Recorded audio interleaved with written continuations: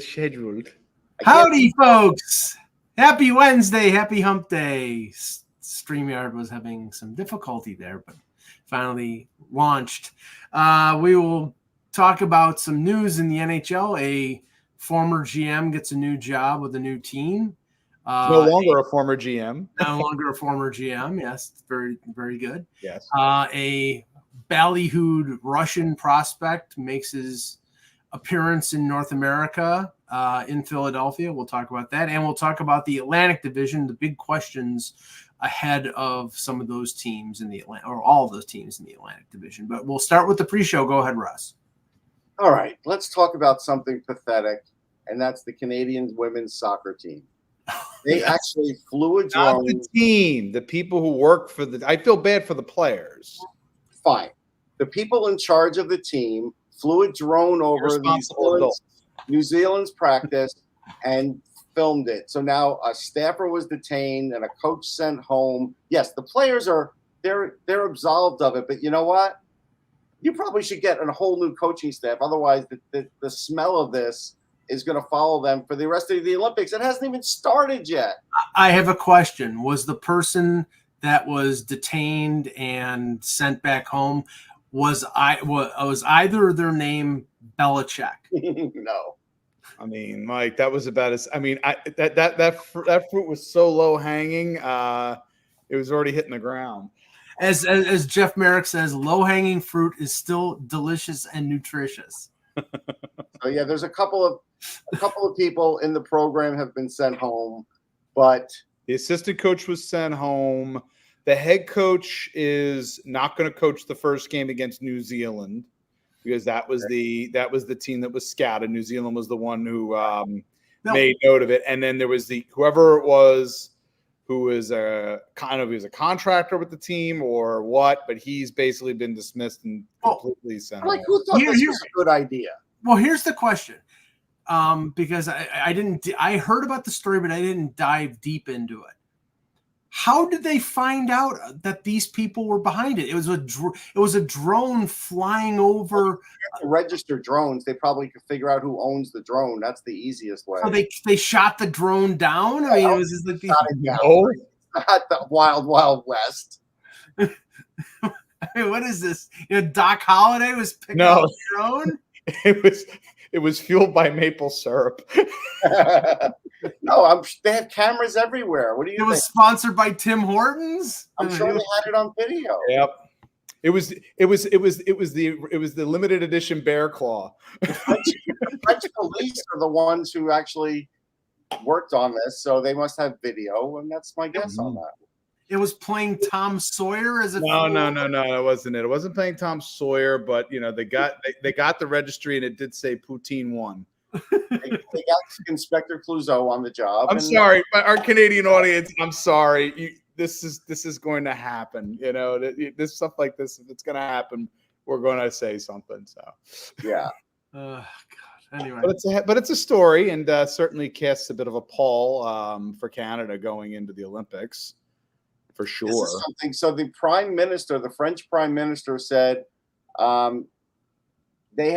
authorities have been intercepting an average of 6 drones a day. So they're not the only ones probably trying to do this. Oh, absolutely. Yeah. But the question is in terms of how do they intercept? Do they basically take over? Are they able to scramble and take over the signal? I wonder, yeah. Or, that's what I'm wondering. Maybe they shrink themselves down like Ant-Man and then they go in and fly the drone out.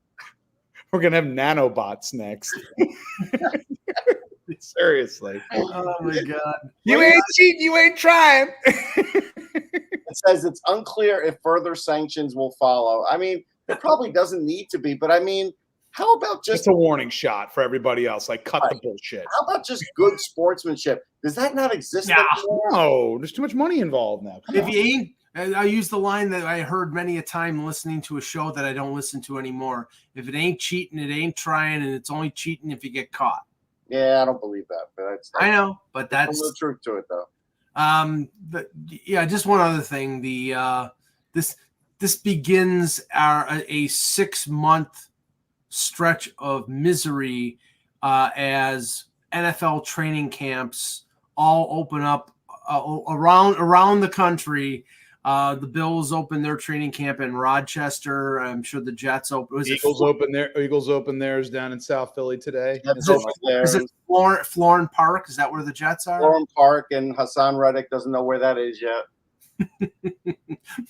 Yes. Well, is there anybody, by the way, did the Jets have anybody from Hofstra on the roster? Because I feel like if it's not a training camp, if I don't hear a Hofstra. No, they've done it. No Hofstras, come on. No Hofstras. I want to say this though. Wasn't Wayne Corbett, exactly. Yeah, but there was another guy too from Hofstra.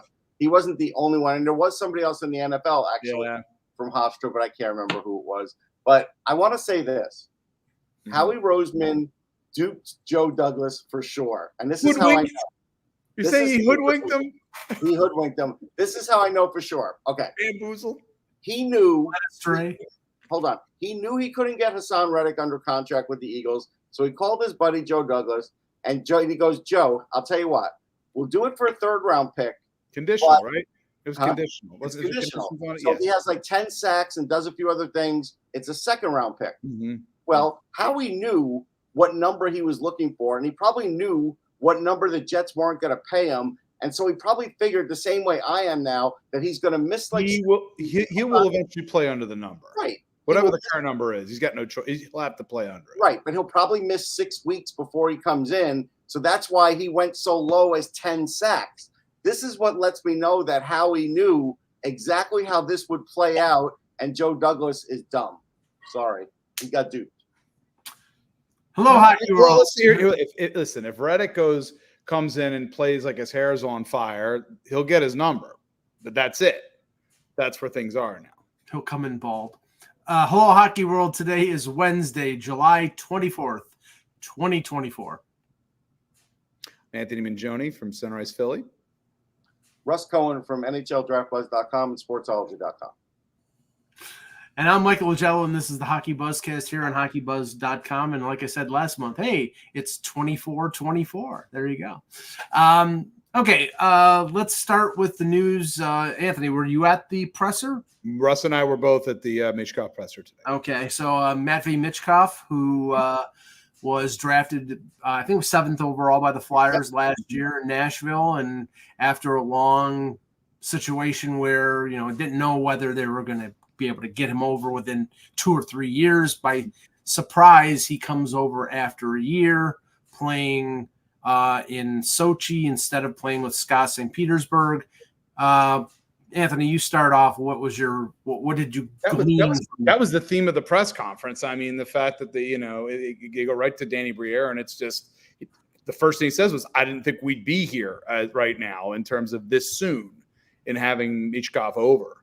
So, that I think to them is sort of the biggest, I guess, the highest level, a pleasant surprise that they could have in terms of having a prospect ready to come over, ready to play for them as soon as they are. And the calculus on the team is an interesting one now. Certainly, I wasn't sure with him being on board when he signed his 3-year entry-level contract, what direction the Flyers would be going in. And for the most part, it's been a relatively quiet summer. Basically, at this point right now, Michkov is the big ad for them. They're not adding, unless something else happens via the trade market that we don't foresee. It's going to be basically last year's Flyers with some subtractions, obviously, here and there, plus Matvei Michkov. I think the Flyers still see things as, in their rebuild mode, and he is a part of that.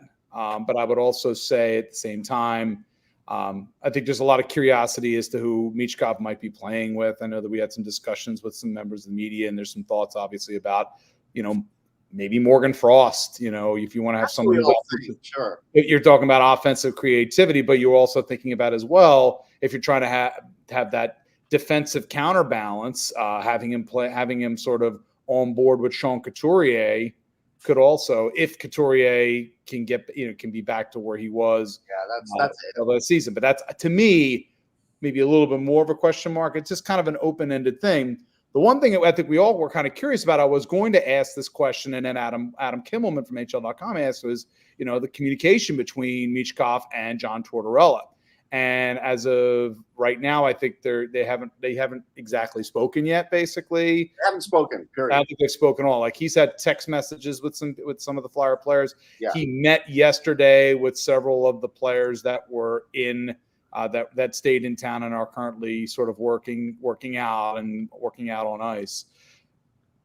It's kind of that's it right now. I mean, it's kind of like they want to see where they're at with this added piece and how they're going to onboard him. How and patience was another theme I'd say, Russ, as well. That the Flyers obviously there was a question of whether or not is Michkov as the fan base sees is he sort of the savior of the franchise? And listen, that is to me probably definitely a bridge too far. That word was bad because Flyers fans have not been saying that. It's not exactly. There's obviously a lot of hype. People are waiting for him. Sure. So from like a casual fan perspective, we've heard a lot about. Heard this guy's really, really great. So is he? Savior. No, right. But savior, I think, was definitely a bridge. And when that was stated, it was kind of there was some. It was definitely a bridge too far. Is he a key to their future? No question. Yeah. But singular savior. I mean, no. This is not like This is not a Lindros level acquisition, which is you almost get the feeling that people are having that kind of idea, which I don't think that's even close. Or McDavid or Matthews or anything like that.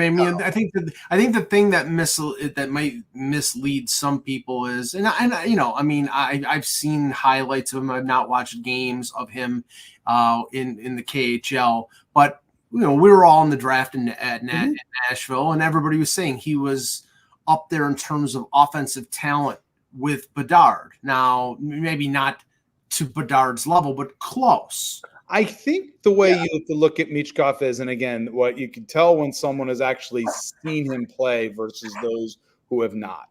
If you think he's a player that plays at hyperdrive like Bedard, he's not. He's not that kind of a player.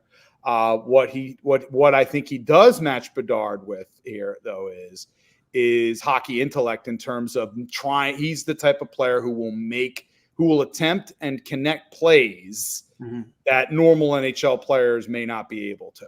Like he's sort of thinking steps and steps ahead in that regard. But in terms of if you're expecting him to play at a pace of Bedard or McDavid, you definitely want to pump. I think you definitely want to slow down on that front. And it's also just trying to find for them, you have to find the right partners at least for him as well. There's also the defensive onboarding that's going to have to be involved as well. There are a couple things. Anthony and I had a good discussion in the sense that one of the younger guys to come over as a really very talented rusher was Tarasenko, and they don't play alike, so don't go there. But I did look up Tarasenko because Mike and I watched him in the World Juniors, and at that time, I think even Mike would agree, we thought he was the best guy in the team. We didn't even think about Panarin at that time. Okay. Right. But it still took Tarasenko 3 seasons to get to 73 points, and he came over at 21. So I say that because there's definitely a curve. The other thing is, I ranked Michkov 4th. I did a lot of charting with Michkov in his draft year, saw how he scored and everything else, and I'm like, I think he could do that at the NHL level, but he wasn't a center. All the 3 guys that I have ranked ahead of him are centers, Fantilli, Carlson, and they do attack the game in a different way. So I think 4th is still pretty realistic for Michkov, but maybe he could be 3rd in that draft. He could be. So that's where but I don't think he's at Bedard's level, and I don't think anybody's saying that. And you have to also add to the mix as Russ and I discussed as well. When the Tarasenko conversation happened, Tarasenko's a much more, even more physically imposing player, bigger, stronger. Yeah. But the one thing that I think there is you can make somewhat of a comparison on is their lower body strength. Right. Like, but anybody who has seen Michkov play, he's built like a bowling ball. But he's not a tall, imposing guy, but he's the kind of guy that with a low center of gravity, you can, his edge work, everything else in that regard. Small area movement is where you're really going to probably see him playing at what you think will be at that high level. Yeah, and the question I keep asking, and we won't really know until the season. There's going to be a level of adjustment. He's a very young player. I mean, if he's struggling, will there be any hesitation to say maybe he would benefit from a month in Lehigh Valley instead of, playing him lower in the lineup, or even, if they start scratching him, then they have to send him away. I think there will. I think there's definitely going to be moments this upcoming season where there's going to be a night where he doesn't play. If he's struggling, the answer is yes, I do. Whether it's more than a game or two, I don't know. If he's missing 3 games in a row, you would say, yeah, you would benefit from playing. But I'm kind of curious to see where this goes, especially with Tortorella's, because I think he is even aware. I'm sure he is abundantly aware of the fact that there's nobody else with the skill set that this player has in this current lineup. And that's the part where I think he will be loath to necessarily. He would probably play him a little lower in the lineup first before he ends up scratching. Yes, and he's got to be really struggling. And I'm not going to say it's not going to happen. I would anticipate that it will happen at some point this season, especially as his first year. But there has to be sort of patience across the board with a young player who's 19 years old. Now, there was a good line I did read the other day. I'm forgetting where the source was, but I think Andrei Kovalenko, who we all familiar with from his Colorado and Flyers days, talked about when they were kind of talking about him versus Demidov, and the difference between Demidov and Michkov is that, he's with Michkov playing a bunch of men. The phrase he used was he smelled the gunpowder. So he's not going to be intimidated playing amongst pro level players. Now, this is a whole nother level up, right? But still, it's kind of important. And you do get that sort of feeling with Michkov in terms of, again, you have the language barrier and everything, but there's this sort of feel about him. There's a little bit of an air, almost. I don't want to say there's definitely a bit of cockiness to him. There's a little bit. No, there is. Which you I think have to have when you are the kind of. You won't succeed. You won't succeed otherwise. I will say this from a personal perspective. Was I surprised that he hadn't talked to John? Yes. Was I surprised that John wasn't there even this morning before everybody got there? No, he's going to, because that'll be outside his MO in terms of like. Well, and maybe outside his MO, but hold on. Yeah. I think it would have been better had he at least spoken to him or even showed up without. That was my curiosity as well. That it was sort of a tick between him and the player. Yeah, I'm surprised. Unless he's in a, I don't know, flat, traipsing through the jungle somewhere with no. Sure. I'll be like my father. You couldn't have called. His phone's broken. Dancing through the snow with a one-horse open sleigh. No. One thing, you have to say about Michkov, he's 19 years old. He doesn't turn 20 until December the 9th. Mm-hmm. He already has 2 years of KHL experience.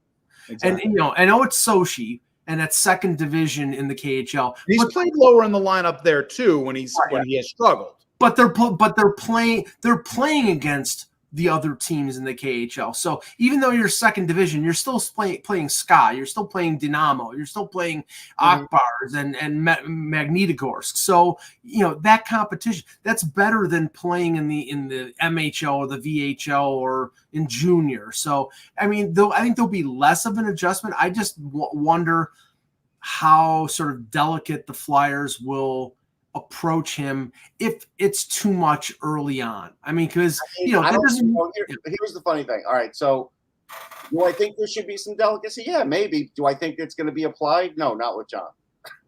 Right, and that's where I'm going here, because we know it's tenuous with Tortorella. At least I get that feeling. This is a developmental team. This is a team with young players. There are some older players, but the future of this team is young players. Tortorella does not have a reputation of being a developmental coach. So this guy is the future. He's one of the he's one of the players that is the future. And they need to approach him carefully. And if Tortorella is going to be Tortorella. That being said, with a relatively youngish lineup and even earlier in his career with Columbus. Yeah. They were in developmental mode, but he builds them a certain way. So it depends on how you kind of look at developmental in this case. He said quite a few times last season how much he enjoyed coaching that team. Obviously, things didn't work out in the end. Mm-hmm. You can only get it obviously from the coach's perspective. As Sean Couturier didn't enjoy it, but okay. Yeah, I'm certainly Couturier. Listen. We get that, and the guy who's been named the captain, Yes. Whether or not, again, how much longer Torts is going to do this? I mean, certainly at least this year. Beyond this year, I mean, I think every year at this point now with him, he's in many ways. I do think that the Flyers management. I mean, well, maybe again, regardless of what happens, whether he's done this year or 2 years from now, they sort of see him as sort of the drill sergeant who gets the team battle ready, and then it's possible that somebody else comes in and has a ready-made, disciplined hockey team to push to the next level. At least that's the theory. He's Sergeant Hulka. That's what he is. Okay, from Stripes. Okay, so I was thinking more along the line of Arlie Ermy. Arlie Ermy from no, Sergeant Hulka. Okay, the other big bit of business in the league was the announcement that sort of took me a little bit by surprise. I know that the NHL essentially reinstated Joel Quenneville, Stan Bowman, and I think it's Al McIsaac, the three who weren't suspended. They were just saying you can't hire them. So it was sort of a double secret suspension. Well, that was waived on July 1st. And now today, Stan Bowman is announced as the replacement for Ken Holland in Edmonton as general manager and VP of hockey operations. And that's Russ. It's getting sort of a mixed response here. What do you think? Sure. I mean, I could see the mixed response from the public perception part of it, but he's hireable, so I can't kill him for hiring. My take's probably different than most. My take is, I've had long discussions with Scotty Bowman, and I think he's like a hockey genius. Maybe the people in Buffalo don't think that, but he is. And Stan had him at his disposal. He worked for the team too. Stan doesn't have Scotty now to lean on, and I want to see what Stan can do on his own. Because to be honest, I wasn't that thrilled with a lot of moves that Stan Bowman had done.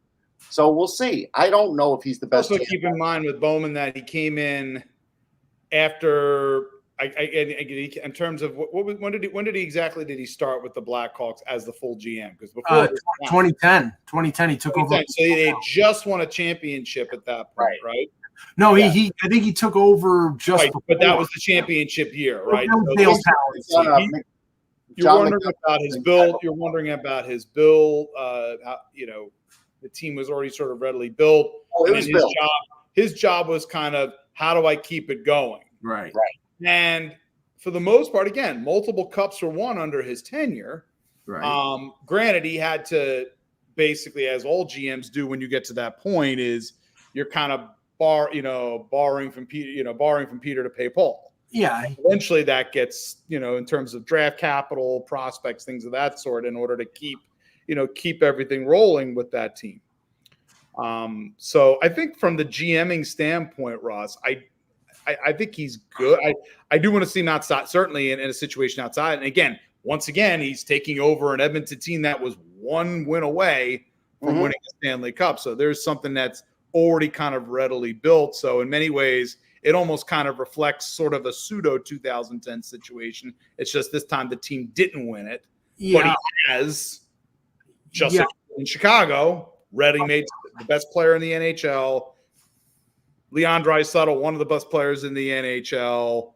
He's got a ready-made team, so it almost, in some ways, it may be difficult to kind of evaluate.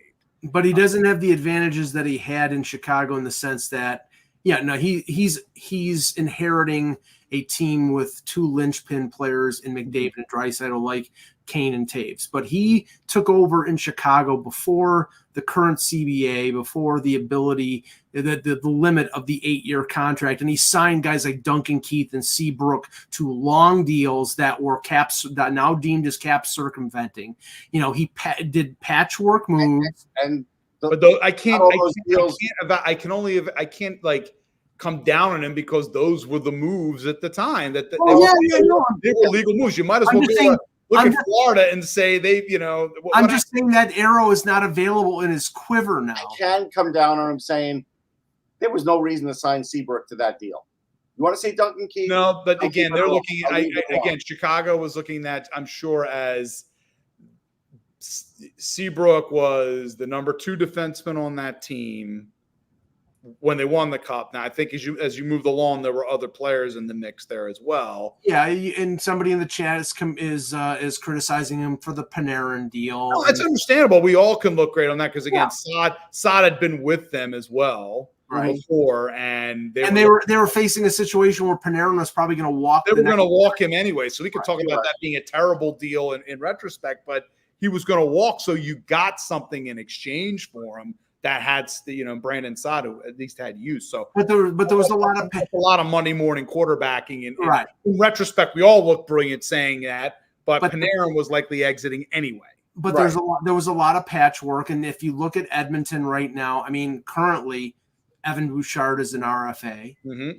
Or is he 1 year away? Let me see. He's 1 year away. So they can negotiate and extend, but he's 1 year away from being an RFA, and he's going to get a big raise from $3.9 million. Broberg is a young player who just started to come around, so he starts playing really good defensive. If he starts picking it up defensively, he's going to be a beast. But the big question with Philip Broberg. But the big situations here are Draisaitl 1 year away from UFA and McDavid 2 years away from UFA, and he's got to get that done. Otherwise, listen. All right, so here's an article. I'm going to credit the author, Ryan Fedrau. Hopefully I pronounced your name right. The 7 worst trades that Stan Bowman made as a GM. What was this from? Blackhawk Up. So Blackhawk Up? Yeah. But I don't think I'm looking at them. There's some good ones here, like Dustin Byfuglien. That's actually a good one. That kind of got messed up, that whole thing. Mm-hmm. They blamed salary on that one, so that's also the fact that they had already started playing Byfuglien or forward versus defense. Right. If you look at that trade, it ain't a great trade. That's for sure. All right, what else does he have? Well, he mentioned Keith Seabrook. I don't know how long I'm going to stick with this because I got to keep clicking, but. Like I said, first round pick for Troy Brouwer. Yeah, Brouwer. They reacquired. This was a reacquisition of Brouwer. Yeah. So they drafted because the Brouwer was with first round pick for him. Okay. You have to remember too as well when they acquired him. That would have been a low first round. No, actually, they got the first rounder, so that's a good one. That was with Washington, I think. Yeah, that was a good one. They got. I was going to say that's what threw me off there. I was like, no, that's why it threw me off too that he had it on the bad. But But remember, I mean, the thing that I remember most about him is I believe he was the one responsible for the screw up after the 2010 Stanley Cup that resulted in them almost losing. I remember there was Versteeg, Byfuglien, and there was one other player that there was something with them, the qualifying offer that they almost lost them in unrestricted free agency. And then they ended up, they didn't have the room. I mean, okay, he navigated around a difficult situation. Nick Leddy's another one he brings up. Right. So, yeah, I mean, yeah, we'll get off this, but I'm just basically. I'm just saying that's why there's things that I do question. Yeah. And so I don't think he's a slam dunk. And Scott, who knows, Russ? Scotty's still alive. He may still be tapping him for information. Right, but he was getting paid. My feeling on Scotty is if he's going to give even his son that, he wants to get paid. Yeah. Well, and I don't blame him. There's no salary cap on that, though. Daryl Cates they have to hire him. They have to hire him. Hey, Dad, here, let me just call you up. No. The other, I don't see that as a hindrance. Yeah, the other news, just staying on the Olympic page because we mentioned announcement came out that 2034 the Winter Olympics is going to Salt Lake City. Yep. I have a feeling that was already sort of known when that $900 million upgrade of the building in Salt Lake City was announced a couple weeks ago because.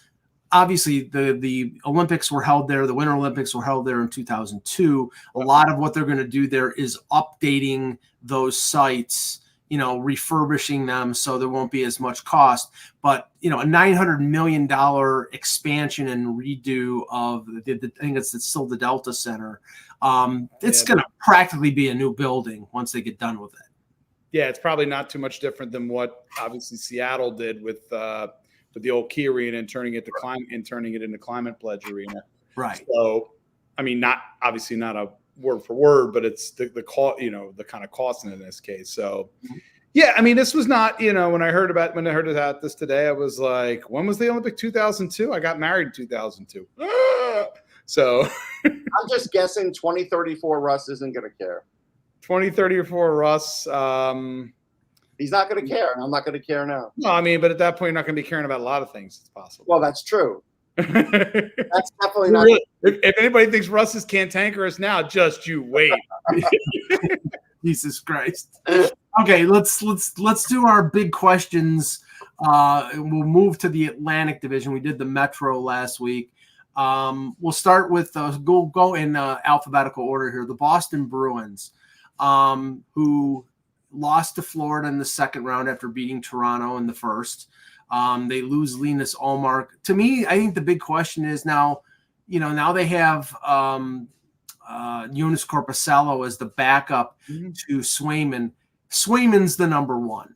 Right. Can Jeremy Swayman handle 50 to 55 games and be the man? I think he can, but that's the reason why he can't be. But again, until we actually, there's something to be said for when you've been, in a partnership, so to speak, and you didn't necessarily have, the crown on your head.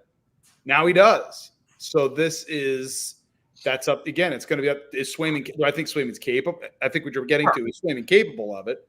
The answer is I think he is. Yeah, I think he is. That's not my number one question. My number one question is that they waste their money on Elias Lindholm, and I think we'll find out. This is one of those things with Lindholm where it's one of those feelings that's like he's either going to be really good there or it's not going to go well. Right. And he's been there. It feels like he's been their white whale for some time. Yes, Lindholm. So I agree. How well Elias Lindholm grafts himself into that lineup in that role, and it's going to be. I mean, granted, he was in Calgary, so he's used, and in Vancouver, so he's used to being in intense markets. He plays with about being able to sort of handle it, but he's now going to be seen as he's invariably going to be compared to the Krejcis, the Bergerons, and can he keep up that standard of play? Yeah, he's neither of those guys. He's not as good a playmaker as Krejci. He's not as good a defensive player as Bergeron, but he has played well with talent. He played with Tkachuk and Gaudreau in Calgary, and he thrived. I'd like to see whether they put him with Pasternak or if they keep Zacha with Pasternak. And if they do that, then he's going to be playing with Marchand. Then it might be more challenging for him to score. But I do think they're paying him to score. Like, that's the thing. Well, I think they're paying him. He's got to get 70 points. If he doesn't get 70 points, it's a waste of money.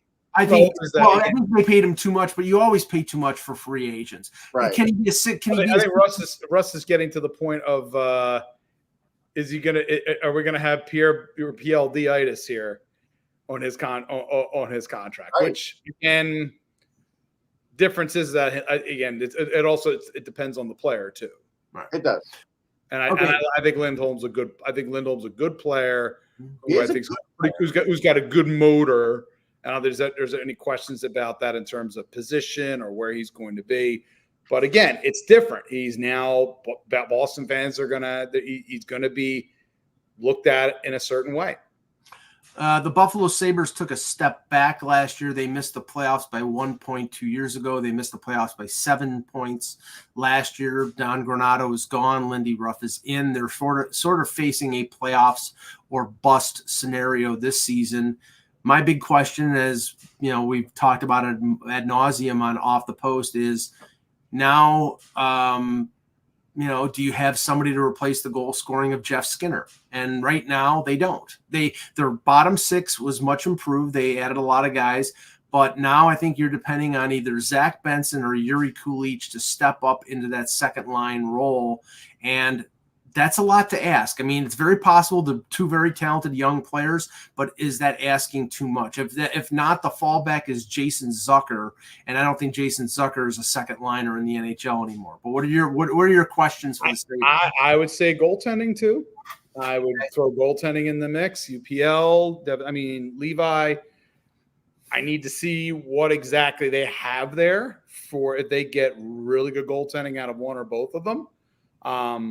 that can help a lot for the Sabres, but it has to be they need consistent play in many ways for them to kind of be able to get to the promised land. I agree with you with regards to the additional score, an additional score up front, but I'm just as focused in on their goaltending situation.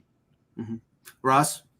My bigger question is Lindy Ruff really the right coach?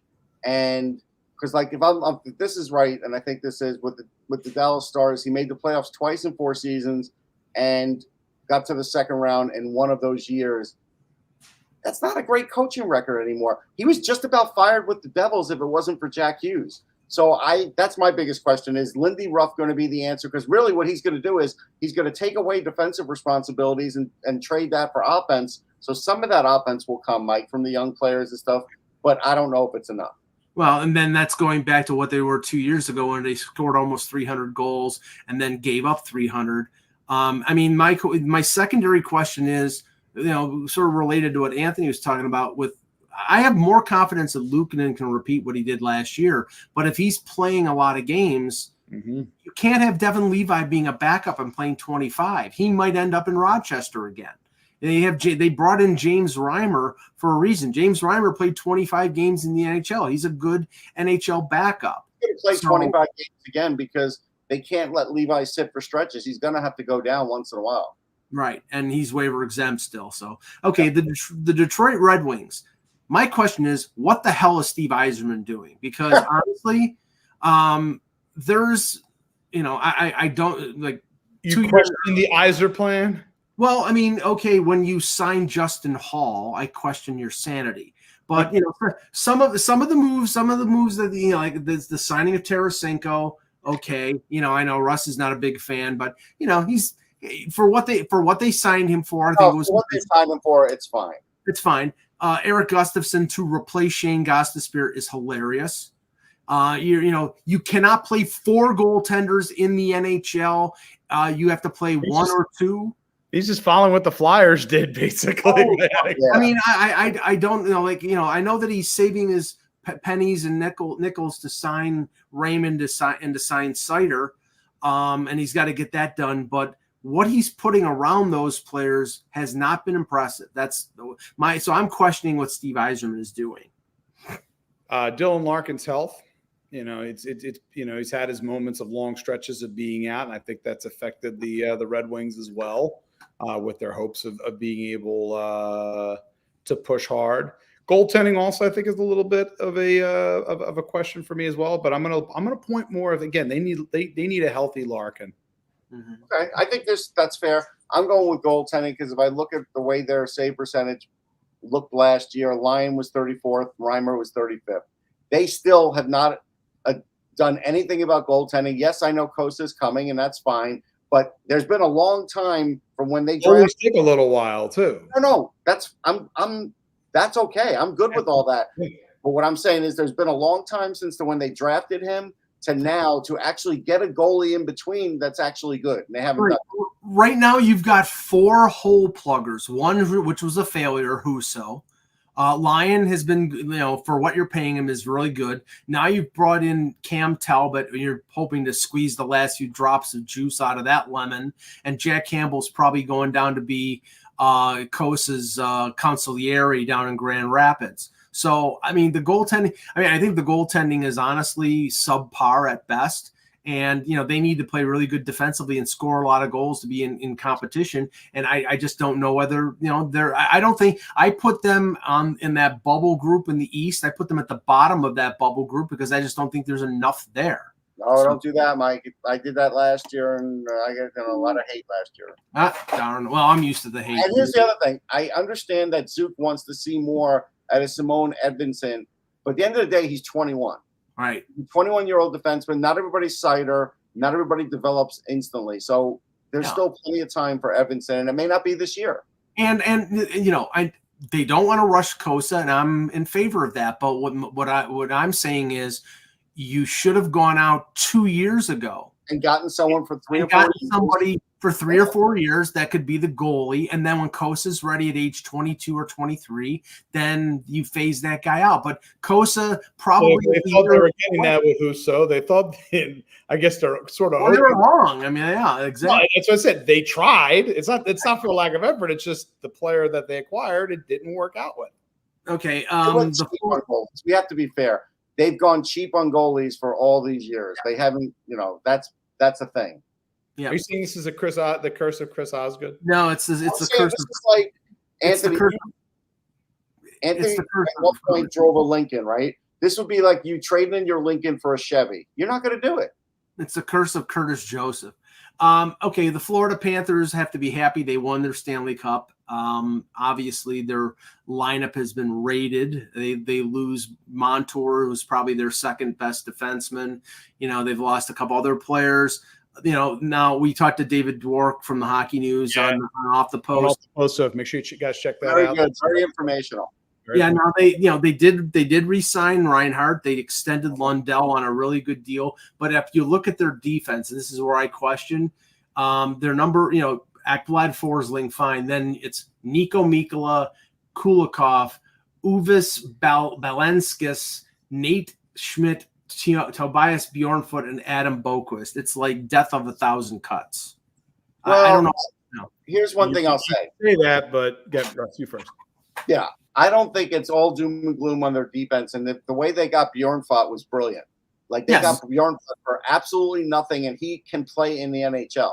That was a waiver claim, and then they kept him on the roster. So that was really smart, and that's going to pay off a little this year. But I do think they lost a little bit on depth. So I think it's fair to question overall team depth. Montour, I think Montour was a perfect number 3 on their blue. It was a really good number 3 on their blue line. And now you're basically asking Nate, to me, of all the defensemen that they acquired, to me, Mikkola's kind of, I think, in the playoff kind of moved himself into that conversation. But I think they were kind of hedging their bets by bringing in Nate Schmidt, because I think they look at Schmidt as, number one, he knows Paul Maurice's system to a T. Right. He's motivated because he's been on a team that's been close to a Stanley Cup but didn't win. Right. In Vegas, and wants to try to get that cup before he finishes up. So I think they're going to get a lot out of him. Mm-hmm. I am going to be Bjornfoot's going to be an interesting one. Baleiskis is interesting, and certainly who am I forgetting? Oh my goodness, on the tip of my tongue. The other defenseman they acquired. That they Nate Schmidt and I'm sorry. The other night, Jesus, I can't believe I'm having a brain fart. Adam Boquist. So Boquist, you're looking at almost more of can Boquist give you a little bit of whatever Montour's offensive pop might be. Maybe.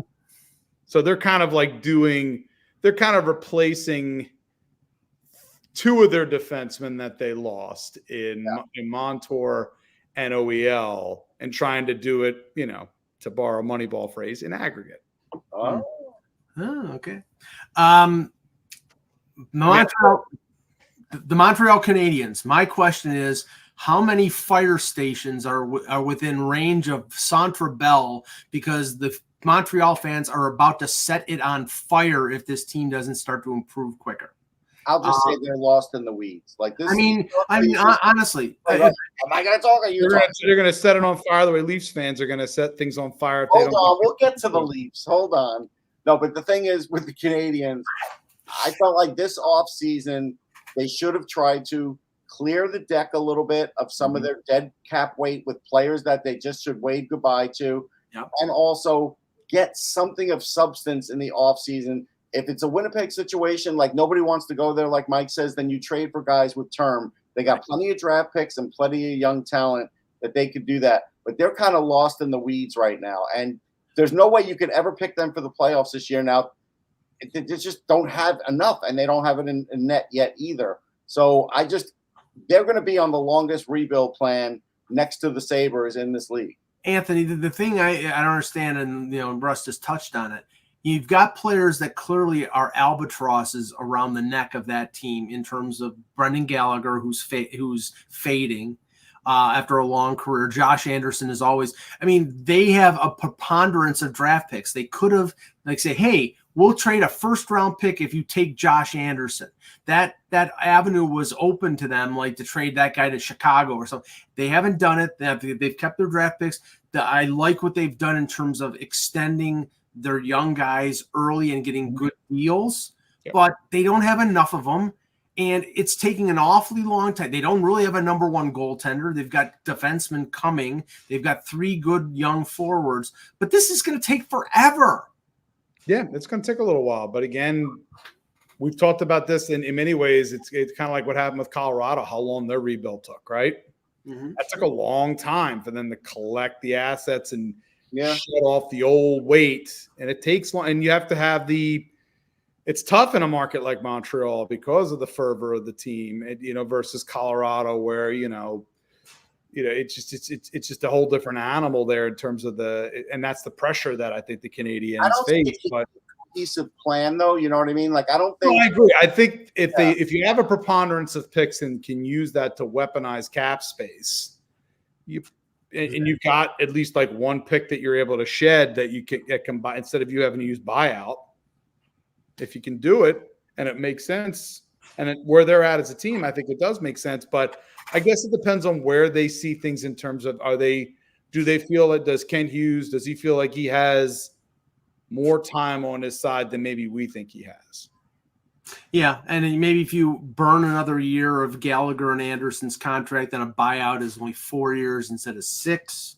And I don't know. I don't have the cap. Buyout. I think they can go 2 more years. There's going to be, if they go through this season, you're definitely going to start hearing knocks on the door, I think, right? Understandably from the fan base. And it comes down to how much is Jeff Molson and the rest of the Montreal upper staff willing to and Jeff Gordon willing to kind of wait and quote unquote, maybe they feel like they're building it the right way without giving up while not unnecessarily giving up assets in their mind.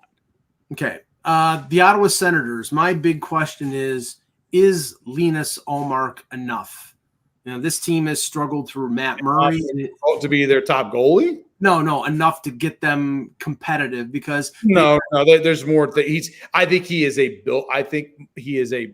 he can be a building block for them, but he can't be the only thing. There's more to be.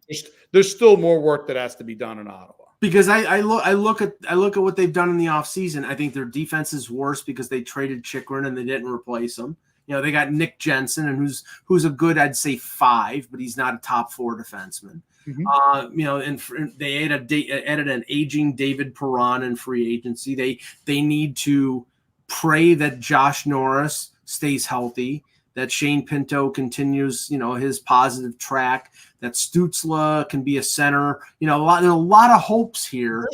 Your center situation is actually not bad. No, their center situation's okay. I think they're in solid. I think they're really in solid shape at center. They're missing key veterans that can help them win, and I still think that's something I thought a year ago, and I still think it's missing that, and I think that's their biggest thing now. Yeah. The Tampa Bay Lightning, my question is, can someone survive without their heart? Because Steven Stamkos was the heart of that franchise for over 15 years. And now it's gone. It's been ripped out. And, don't get me wrong, that team still has great talent. You got Vasilevsky, you've got Kucherov. Hedman is probably if he hasn't been named the captain, he's probably going to be the captain. There's talent there. But Stamkos was the heart of that team. Can they survive without that heart? They've done it before when he's been injured over long stretches. There's a difference between being injured and being gone completely. I know, but you still have to figure things out in that regard. And now you just know that the hope is that your players on your team who have now been through tough runs, if your culture is good, then someone or more the group in this circumstance is able to kind of take the banner. That's how I look at it with Tampa. I think there was always this possibility at some point that they were going to move on from Steven Stamkos. I think it's just a matter of kind of when they were going to do that. And sometimes organizations kind of have to go through these these moments where they have to transition away from the past, because then you get complaints of they hung on to him too long. So the question that comes down to, what kind of a player also is Stamkos going to be in Nashville? Because we've seen this happen before, where a player is going elsewhere and we think he's going to be great, and then it's just not the same as where he was from before. So I have as much of a question there too, as I do with Tampa losing him, because I think there are some players that, like Cirelli, like Point, and like Hedman, for example. Now, Hedman obviously has had injuries and everything, but I think Hedman's kind of a natural steady Eddie type that can get that. I think that's a player that you might be able to look to and say, and in many ways, that's really what it came down to on the contract. They made the choice to keep Victor Hedman. Right. And I think it was as much a case where that was almost a captain. To me, it almost reads like a captain's choice. And Russ, my answer is easy. My answer is, can they win a cup without Steven Stamkos? No. Can they make the playoffs without him? Sure, because they have John Cooper. Yeah, and I also look at their defense. They've also had some deep runs, and I think there's some wear and tear on their legs too, Russ. So maybe in that case, you could say having Stamkos there gives you that one little extra burst. He gives you that on the power play, especially. Yeah, I hear you on that. Yeah. But I also look at their defense and I say, McDonough's still good, even though he's, I think, 34. He's fine. But, now you lose Sergachev and you replace him with J.J. Moser, who I'm not saying is bad. I'm just saying he's not as good as Sergachev. Their defense does not look as impressive as it has in the past. So. You're not going to mention Nick Perbix? You hate him, Mike? Or? No, I'm not saying anything bad about him. He's good, actually. He's pretty good. Yeah, no. Moser doesn't have the name. Listen, at the end of the day, Sergachev has a certain name value, obviously coming in from when they dealt Drouin, and he was a key part of that blue line. But he's also they overpaid him anyhow, like for what he does on the ice. For Sergachev?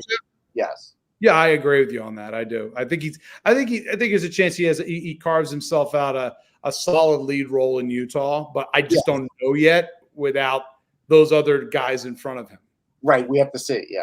Yeah. Okay. I'll flip the tables here. I'll let Russ take the first question. What is the big question regarding the Toronto Maple Leafs? Craig Berube is going to find out if this team is a country club or do they really want to win in the locker room. That's what he's going to find out. And if he finds out that they are, then what does he do? That they're a country club? He is going to raise a lot of holy hell, and Brad Treliving is going to have to be prepared for that because Berube does not keep his mouth shut. Well, I think Treliving knows that. I think he knows. I think in a way he was brought in. Yeah. Well, true, but again, you want that guy. That guy's going to identify him. He's going to go right to Treliving and say X, Y, and Z. You know how Berube is. He's not gonna wait long. Okay, Anthony Marner. Do I have to say anything else? No. I mean, the problem is that question may have already been answered. No, but they're still in that spot where what happens, how he plays, what happens long term with him. It still hovers over you.